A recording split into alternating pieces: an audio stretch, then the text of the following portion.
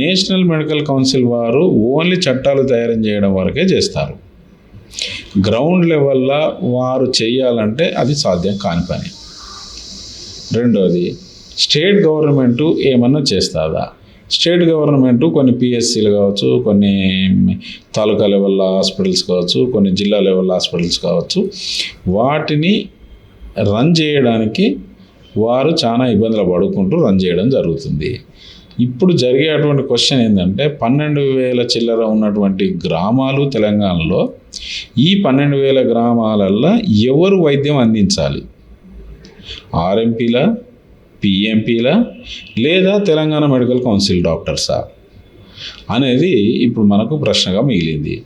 Telangana medical council వారు ఒకవేళ ఆర్ఎంపీలను పిఎంపీలను కనుక వద్దు అనుకుంటే దానికి ప్రత్యామ్నాయంగా ఏం చేస్తున్నారు వీళ్ళు? తెలంగాణ మెడికల్ కౌన్సిల్ వారు సడన్గా వచ్చి వారి మీద కేసులు పెట్టి వాళ్ళను బంద్ చేపిస్తే రేపు వచ్చే సీజన్లో వైరల్ ఫీవర్స్ వస్తూ ఉంటాయి, లేదంటే ఇంకా మలేరియా లేకపోతే డెంగ్యూ ఇట్లాంటి సీజన్లో మరి ఎంతవరకు వీళ్ళు కట్టడి చేస్తారు అనేది ఒక క్వశ్చన్. ఇంకో విషయం ఏంటంటే తెలంగాణ మెడికల్ కౌన్సిల్ వారు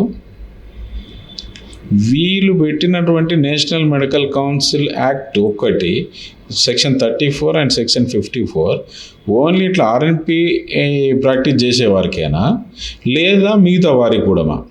ఒకవేళ మిగతా వారిని నేను ఎందుకు అంటున్నా అంటే ఇదే తెలంగాణ మెడికల్ కౌన్సిల్లో రిజిస్టర్ అయినటువంటి డాక్టర్స్ వాళ్ళు హాస్పిటల్ పెట్టి వాళ్ళ దగ్గర డ్యూటీ డాక్టర్స్గా బిఏఎంఎస్ కావచ్చు, బిఎంఎస్ కావచ్చు, ఫామ్ డి కావచ్చు. మరి దీనికి ఆ చట్టం వర్తించదా? ఆ చట్టం వర్తింపు చేయాలంటే ఫస్ట్ నేషనల్ మెడికల్ కౌన్సిల్ ఉన్న డాక్టర్ని రిజిస్ట్రేషన్ క్యాన్సిల్ చేయాలి.